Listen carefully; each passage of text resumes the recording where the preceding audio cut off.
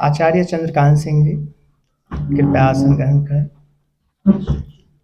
आचार्य आशुतोष कुमार सिंह जी, कृपया आसन ग्रहण करें। और आचार्य पीयूष कुमार द्विवेदी जी, इनके पैर में थोड़ी तकलीफ है, आप चाहेंगे आसन ग्रहण।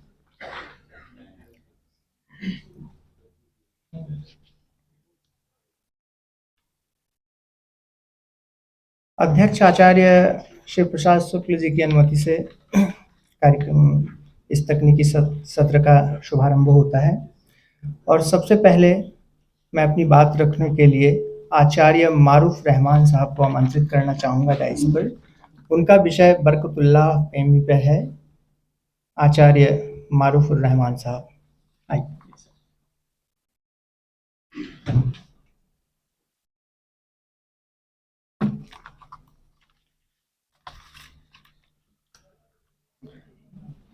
भारतीय विद्या अध्ययन संस्थान द्वारा भारतीय मुसलमान भक्त कवियों का रचनात्मक हृदय विषय पर आधारित राष्ट्रीय संगोष्ठी के द्वितीय दिवस के सत्र 5 के अध्यक्ष आचार्य शिवप्रकाश शुक्ल जी, और क्योंकि मैं संस्कृत का विद्यार्थी हूँ और मेरी हमेशा मार्गदर्शन करने वाले आचार्य चंदन कुमार जी और सम्मानित मंच और यहाँ उपस्थित सभी विद्वजन छात्र छात्राएं,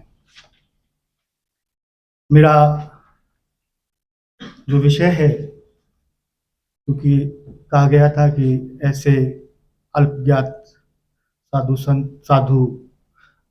संतों की या सूफियों का नाम पर कुछ लिखा जाए, तो मैंने भी ऐसा ढूंढा, बरकतुल्लाह पेमी। और मेरा जो विषय है बरकतुल्लाह पेमी, रचना, संसार और मूलबोध प्रेम प्रकाश के संदर्भ में। प्रेम प्रकाश यानी इनका नाम प्रेम प्रकाश, इनका जो रचना है प्रेम प्रकाश है और इनका नाम है प्रेम बरकतुल्लाह पेमी। इनका जन्म हरदोई के बिलग्राम में हुआ था और क्योंकि इन्होंने अपनी शिक्षा कालपी में ली और शिक्षा सूफीज़्म की ली थी। शिक्षा के बाद ये एटा जनपद के गांव मार्रा में आ गए। जैसा मेरा विचार है कि उनको ज्ञात था कि एटा जनपद में ऐसे गोस्वामी तुलसीदास का जो सोरों है वो उनकी जन्मस्थली है, और उनको ये भी ज्ञात था कि एटा के पटियाली गांव जो प्रथम देशभक्त कवि अमीर खुसरो के भी निवास स्थली है, और उनको ये भी ज्ञात था कि एटा चोरों का एक वास भी है। उस वक्त उनसे किसी ने एक सवाल किया कि आप माररा में क्यों रहना चाहते हैं, क्यों आप निवास? उनका ये रहस्य आप मत पूछिए। अभी जैसा पिछले सत्र में कहा कि वो सूफी थे या संत थे, इस मैं नहीं जाना चाहता, बहस में जाना नहीं चाहता हूं, लेकिन एक बात मैं बता देना चाहता हूं कि ये संसार एक क्योंकि प्रकृति है, और इस संसार में क्योंकि सदैव जात पात विचार धर्म इन पर सदैव विवाद होता रहा है और सदैव होता रहेगा। समकालीन समय में जिस समय बरकतुल्लाह पेमी का समय है, क्योंकि ये 1640 में पैदा हुए, 1660 में पैदा हुए, उस समय दिल्ली का बादशाह, हिंदुस्तान का बादशाह औरंगजेब है, और ये भक्तकाल से रीतकाल तक, भक्तकाल का अंत है और रीतकाल का प्रारंभ है। ये इन्होंने सबसे बड़ी महत्वपूर्ण बात इनकी है कि इन्होंने 5 बादशाहों का काल देखा, औरंगजेब से लेकर के अहमद शाह तक। दूसरी बात महत्वपूर्ण ये है कि अधिकतर या तो कवि राज दरबारियों के चाटुकारिता में रहते थे। कुछ जो जिनको हम संत कह सकते हैं या सही सूफी कह सकते हैं, जो आज शायद हमको नहीं मिलते हैं, होंगे तो शायद अज्ञात हैं। ये कभी भी 5 बादशाहों के दरबार के चाटुकारिता में नहीं रहे और इनकी किसी भी रचना में किसी भी राजा या किसी भी सामंतवादी की कोई प्रशंसा नहीं है और कभी भी ये राज दरबार नहीं गए। एक सबसे बड़ी विशेषता इनकी ये है कि इनका एक जिससे प्रेरणा सूफी या इनके अंतिम बादशाह अहमद शाह अब्दाली वहाँ उनके पास पहुँच जाते हैं, क्योंकि जैसा मेरा मानना है जो संत होता है तो उनको एक अरबी में शब्द है कश्फ हो जाना, और हम हिंदी में कहते हैं कि उनको आभास हो जाना। इनको आभास हो गया और वो कहते हैं कि जब उनसे सवाल करते हैं कि मुझको मालूम है कि तुम्हारे दरबार में अहमद शाह आया, तुम्हारे इस झोंपड़ी में राज दरबार में आया, और ये आपको ज्ञात था कि वो आ रहा है, तो आपने अपने स्थान को क्यों परिवर्तन नहीं कर दिया, आप वहां से क्यों न चले गए। तो ऐसे में भक्त, तो ये जो संत, ये जो सूफी हैं, ये इनकी विशेषता क्या है कि ये सूफी भी हैं, ये साधक भी है, ये भक्त भी है, और ये इनकी चारों विशेषता है। ये राष्ट्रभक्त कवि भी है, राष्ट्रभक्त भी है, और ये जब माररा में रहते हैं तो इनके अंदर क्षेत्रवाद या कोई चीज नहीं आती है, लेकिन ये अपनी जिस जन्म से जिस भूमि से पैदा हुए थे, इनके अंदर एक विशेषता थी कि अपने पूर्वीय भाषा, क्योंकि उत्तर प्रदेश में उस स्थान को पूरब कहा जाता है। तो ये एक कहते हैं, अपने दोहे में कहते हैं ये कि जब हम वासी श्रीनगर के, श्रीनगर या माररा को श्रीनगर अवध भाषा में कहा जाता था, तो कहते हैं श्रीनगर के आए बसे सब छोर, माररा से नगर में जहां साहे ना चोर। हम पूरब के पुरबिया जात न पूछे कोई, जात पात पूछे सो पूछिए धुर पूरब का हो। क्योंकि उस समय जो समय था, और ये तो इनका जो ग्रंथ, इनके 7 ग्रंथ पाए जाते हैं और 7 ग्रंथ फारसी भाषा में है, लेकिन एक इनकी विशेषता है, ये 8 भाषाओं के ज्ञाता हैं, यानी हिंदी में ये अवध के ज्ञाता है, संस्कृत, अरबी, फारसी, उर्दू। एक जो ग्रंथ है इनका प्रेम प्रकाश, वो लिपि तो इसकी फारसी है, लेकिन जो भाषा है वो ब्रज है। और ब्रज में भी एक प्रॉब्लम ये है, मैंने पढ़ने की कोशिश की बहुत, मैं कोई संस्कृत के विद्यार्थी हूँ लेकिन समझ में नहीं आ पा रहा था। ब्रज में क्या है, क्योंकि ये एटा बसे लेकर आने के बाद इनकी जो कन्नौजिया भाषा मिश्रित है, इनका कन्नौजिया और अवध का मिश्रण है और फारसी का मिश्रण उसमें थोड़ा सा मिलता है।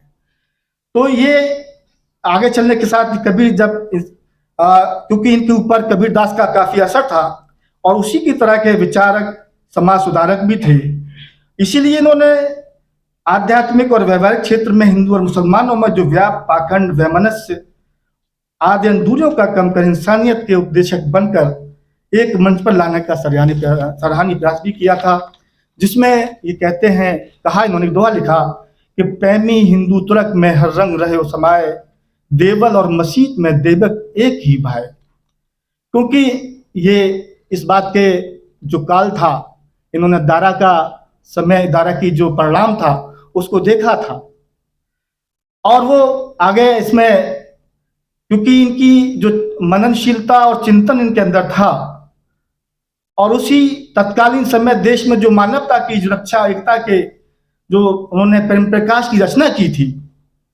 और उस बृहद संसार में प्रेम ही एक ऐसा, उनको लगता था कि प्रेम जो है एक ऐसा तत्व है जो सबको एक और नेक बना सकता है। प्रेम ही संसार में मुक्त के द्वार खोल सकता है, और उसके लिए वो कहते हैं कि प्रेमी के नट के समान प्रेम की नटबाजी को देखो, और उसके लिए दोहा उन्होंने लिखा कि सल्लो बांस प्रेम को मन नटवा के पेल, जो नाटे तो नट नहीं ये नटबाजी का खेल। आगे कवि, क्योंकि इनकी एक रचना है अवारफ हिंदी, उसके माध्यम से ये दोनों समुदाय यानी बात करते हैं, क्योंकि इनका प्रेम ही इनका जो मूल बोध है उस पर आगे, क्योंकि ये फारसी का गद्य है और उसे उसमें सवाल जवाब प्रश्नोत्तर करते हैं और उसमें मुसलमानों को समझाते हैं। क्या कहते हैं कि ईश्वर तो एक ही तो है, ईश्वर एक है और अपना जो कट्टर भ्रम है उस जालों से उठकर सर्वशक्तिमान में विश्वास करना चाहिए। क्योंकि वो कहते हैं कि कुरान ऐसा, कुरान में उद्धृत है, इन्नल्लाह बिकुल्ले शैइन मुहीत, कि इस दुनिया में क्योंकि ये सदा से ईश्वर विद्यमान है और सत्य ग्रंथों में किसी न किसी नाम से इसको अन्य नामों से भी जाना जाता है। इसी तरह से भी हिंदुओं को समझाते हैं कि ब्रह्म एक है, अतः सभी जीवियों में एक समाया हुआ है। एकम सत्र विप्रा बहुधा वदंती, और उपनिषदों में भी ऐसा कहा गया, ईशा वाशमिदम सर्वम यत किन जगत्याम जगत तेन त्यक्तेन भुंजीताम अग्रदा का सिद्धनम। वहीं वो कहते हैं कि अल्हम्दुलिल्लाह रब्बिल आलमीन और रहमान रहीम। दोनों को इस तरह की रचना वो समझाते हुए कहते हैं। और आगे वो, क्योंकि प्रेमी हैं, इनको हिंदू संस्कृति का अद्भुत ज्ञान था। उनको पुराण, गीता, वेद, वेदांत, योग आदि ग्रंथों पर गहरी समझ थी। 17वीं शताब्दी का युग था और उन्होंने मानव जाति प्रेम, सद्भाव, त्याग, शांति, भाईचारे की जागृत को, जो प्रेम प्रकाश के जो अनेकता अनेकता, और सबसे बड़ी महत्वपूर्ण बात ये थी कि जो भारत में मेरा मानना है कि वैचारिक मत सबसे बड़ा जो मत है वो क्या है कि बात की जा रही है कि निर्गुण और सगुण की, तो इन्होंने निर्गुण और सगुण को, दोनों विचारधाराओं को कहा कि देखिए ये निर्गुण और सगुण, निर्गुण भी भाव एक है और सगुण का भी भाव एक है, इसलिए ईश्वर दोनों को देख रहा है, दोनों को समझ रहा है। इसलिए उन्होंने एक रचना करते हैं और कहते हैं कि ये जग तशबी कहत है, वह जग तंजीह गाय, समझ खेलो राव रे लाठी सांप बचाए, दो जग को कहते हैं जाहिर बातिन रंग, देह देवरा पूजियो तामे दो तरंग, साधन में दो दिखे जाहिर बातिन रूप, जाहिर ताहिन चित्रज है बातिन मनपूप। यानी इसका अर्थ होता है कि जाहिर को जगत, जो जगत है इसमें जाहिर यानी जो दृश्य हम जिसको देखते हैं, जिसको हम सगुण भक्ति कह सकते हैं, जाहिर, और दूसरा अदृश्य जो हमको दिखाई नहीं दे रहा, निराकार, बातिन। यानी दोनों तशबी माने समान, वो उसके समान है, यानी किसके तंजीह के समान है। और ये दृश्य जगत अदृश्य जगत का विभाजित, दोनों परस्पर एक दूसरे में समाहित हैं। दोनों का ज्ञान ईश्वर का एक ज्ञान है। दृश्य जो है वो तरंग के समान, यानी सगुण जो है वो क्या है, तरंग के समान है, और बातिन जो है वो समुद्र के समान है। इसी प्रकार दृश्य जो है वो दिन का प्रकाश है और अदृश्य जो है वो रात का अंधकार है। दोनों ही धर्म का, यानी अर्थात हिंदू और मुसलमान जो हैं धर्म का एक सत्य को स्वीकार करते हैं, अतः दोनों का दार्शनिक लक्ष्य एक ही है। नासदीय सूक्त में कहा गया है इसके संबंध में, क्योंकि मेरा मानना है कि वो ज्ञाता थे, तो कहीं ना कहीं वो इस बात के कहीं समझते थे कि कहा कि तम आशीत मतसा गुदमग्रे, यानी जहां ये अंधकार और प्रकाश की बात की जा रही है कि वो अंधकार और प्रकाश दोनों ही एक दूसरे के समान है, न वो तरंग है वो समुद्र है, तो दोनों समान तरंग भी उठती है। तो ये बात कहा गया, क्या कहा कि सृष्टि से पूर्व अंधकार था, यानी अर्थात हम अज्ञान से ही आवृत होकर परम तत्व प्रपंच रूप में प्रतीत होता है, उसे कोई ज्ञान, माया, प्रधान, प्रकृति, वजह, शक्ति भी कहते हैं इसको। इसी तरह से क्योंकि जो हमारे पौराणिक जो सभ्यता संस्कृति है उसमें कहा गया है हिताय सर्वभूता नाम पुराणानी कृतानि च, यानी सभी धर्म जो हैं वो समन्वय के महान आदर्श को स्थापित किया गया है, इसके बारे में कहा गया है। और क्योंकि वही पुराण दूसरी तरफ कहता है कि भागवत पुराण के अंदर कहा गया कि हितम नराणाम भवतीत येन तदेव सत्यम तथा अन्यथा, कि भारत यानी ये दोनों ही मानव जो है वो सहृदयता यानी इंसानियत के साथ इंसानियत की बात करता है, और दोनों सहृदयता से स्वीकार कर बात करनी चाहिए इसमें। अच्छा, इसके साथ क्योंकि भारतीय संस्कृति की जो परंपरा है वो सदैव से है, अब से नहीं। वो क्या है, वसुधैव कुटुंबकम की रही है, ठीक है। वो कहते इसमें क्योंकि सर्वे भवन्तु सुखिनः की रही है, और जो हमारा भारतीय ऋषियों की जो मंत्र हैं वो ये बात सिद्ध करते हैं कि वो किसी एक के लिए नहीं थे। जैसे पूर्णमिदः पूर्णमिदं पूर्णात् पूर्णमुदच्यते बात की जाती है। और ये क्योंकि संसार में दो प्रकार के अधिकतर जो दो प्रकार के सोच के लोग पाए जाते हैं भारत के अतिरिक्त। भारत की विशेषता एक अलग है। संसार में या तो क्या होगा, वो या तो उसमें आस्तिक होंगे या नास्तिक होंगे, यानी ईश्वर को मानने वाले या ईश्वर को मानने नहीं वाले। लेकिन भारत की जो भारत की विशेषता है, यहाँ पर द्वैतवाद भी है, अद्वैतवाद भी है, नास्तिक भी है, यानी अद्वैतवाद नास्तिक भी आस्तिक भी है। इसके साथ साथ यहाँ जो हमारा जो ईश्वर को मानने वाला उसमें ही सगुण और जो यानी इसको हम दूसरे मानने वाले भी हैं, और यहाँ बौद्ध भी हैं, दादूपंथी भी हैं, कबीरपंथी भी हैं, सारे लोग यहाँ रहते हैं। सबको अपने विचारधारा रखने का अधिकार भी है, और अपनी श्रद्धा के अनुसार अपनी धार्मिक कार्य करने का।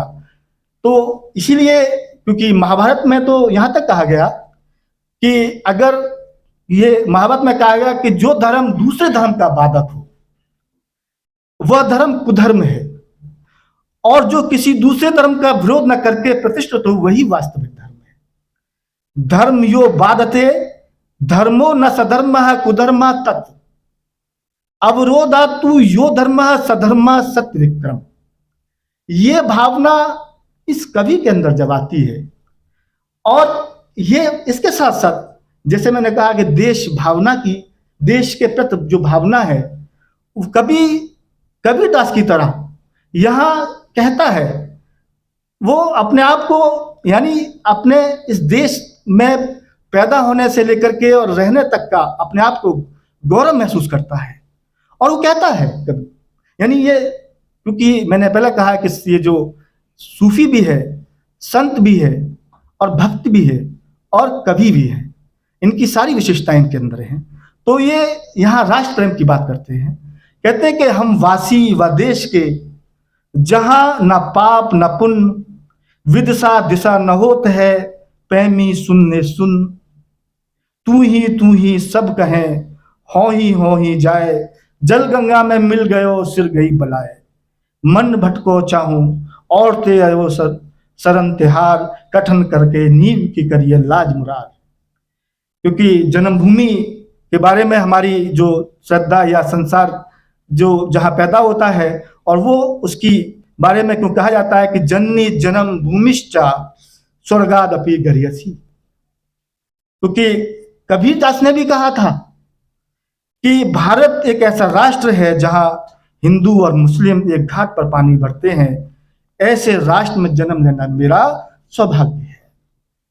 प्रेम प्रकाश एक इसकी बड़ी विशेषता है। दूसरी विशेषता क्या है कि प्रेम प्रकाश जो है मसनवी, इसमें एक इसके साथ साथ मसनवी शैली के आधार पर सिख नख। अब यहाँ ये श्री कृष्ण के बारे में देखिए बात करते हैं, क्योंकि यहाँ श्री कृष्ण और प्रेमकाओं गोपकाओं की बात आगे आएगी, तो इसमें उनके श्री कृष्ण के जो अन्य कवि करते हैं, लेकिन यहाँ पर ये सिख नख यानी नाखूनों से लेकर के बालों तक उनकी विशेषताओं, उनके जो पर ब्रह्म श्री कृष्ण के अलौकिक सौंदर्य का संकेत इस शैली में चित्रण किया गया है।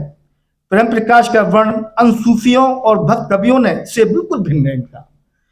क्यों कि दूसरे कवियों ने प्रेम का यानी माशूका के सौंदर्य को वर्णित किया है, और उसका प्रभाव संसार के नाना रूपों में प्रतिबिंबित होता दिखाया है, जबकि प्रेमी श्री कृष्ण को माशूक के सौंदर्य का चित्रण करके जगत के विभिन्न रूपों में आवरण दिखाते हैं। दार्शनिकता में तल्लीन कवि अपनी रचना दोहों के माध्यम से यहाँ एक ईश्वरवाद को भी स्थापित करते हैं और कहते हैं कि श्याम कटीली कौबरी देखो ज्ञानी आए, भवे कावे कौशीन न भरे दो भग भाई, जग भाई दसन हसन अत निर्मलई, मन थ्रिका के स्वाद नग मुक्ता न जानिए परम ज्योति क्रांत।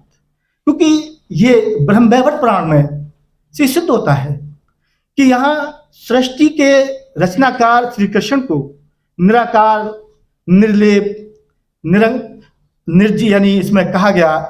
और इसमें जो मंत्र है इसका, नमामि सर्वबीजम त्वाम त्वम ब्रह्म ज्योत सनातनम परात परतरम श्यामम निर्विकारम निरंजनम। क्योंकि उनका जो रूप है वो विभिन्न इस तरह का निराकार भी है, निरंजन भी है, निर्लेप भी है, और सारी सृष्टि की रचना श्री कृष्ण के स्वरूपा के रूप में बताया गया है। अब इनका जो दूसरा खंड है, ये तो पहला खंड था जिसमें 213 दोहे मिलते हैं। एक दूसरा खंड जब शुरू होता है भ्रमर गीत। अच्छा ठीक, बस मैं एक भ्रमर गीत पर थोड़ी सी बात करता हूँ। भ्रमर गीत के बारे में भ्रमर गीत जब बात आती है तो बहुत सारे कवियों का, बहुत सारे लोगों ने, बहुत सारे संतों ने अपने रखे, लेकिन एक अज्ञात कवि, अज्ञात ये जो इनका अपना जो भ्रमर गीत है, ये भी मैं समझता हूँ बहुत ही जो गीत है वो प्रसंग बहुत ही महत्वपूर्ण है। और इसमें ये विरह के बारे में कहते हैं कि जहाँ पीत तहाँ विरह है, जहाँ सुख दुख देत है, जहाँ फूल तहाँ काट है, जहाँ द्रव है तहाँ सेक।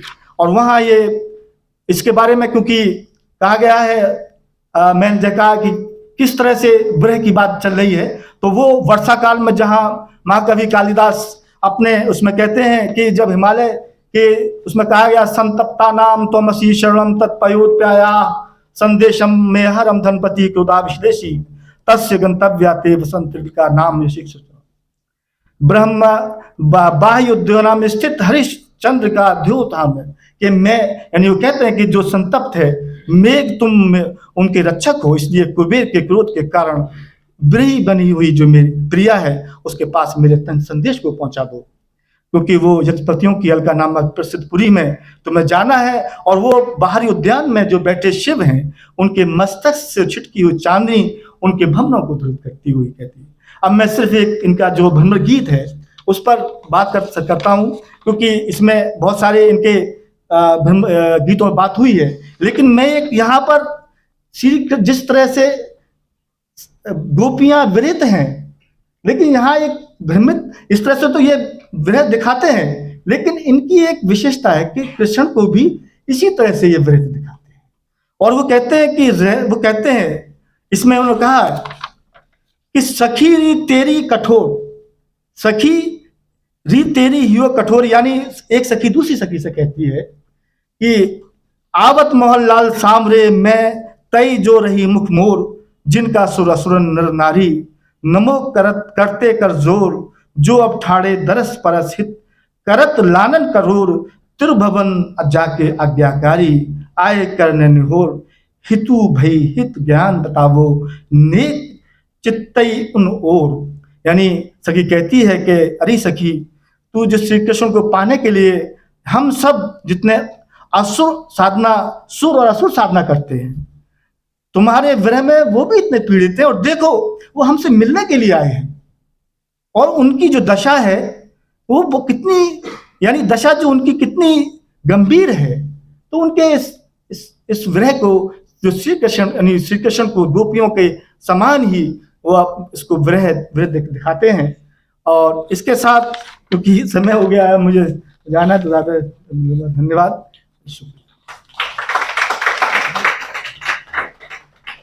बहुत बहुत धन्यवाद आचार्य मारूफ रहमान सर। दूसरे वक्ता के रूप में मैं आमंत्रित करना चाहूँगा परम आदरणीय आचार्य रामेश्वर मिश्र जी को, और ये बात करेंगे बंगाल के मुसलमान कवि पे।